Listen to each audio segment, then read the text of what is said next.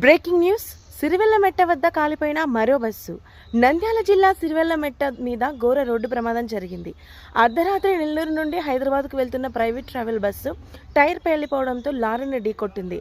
బస్సులో మంటలు చెలరేగడంతో ఇద్దరు బస్సు డ్రైవర్లు, ఒక క్లీనర్ పూర్తిగా కాలిపోయారు.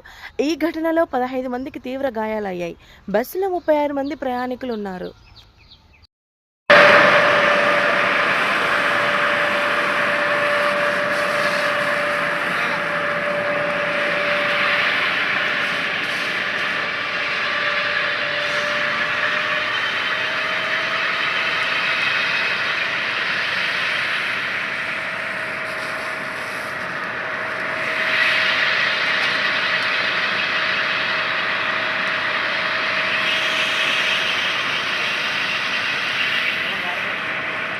ఉన్నారా ఎవరైనా దాంట్లో?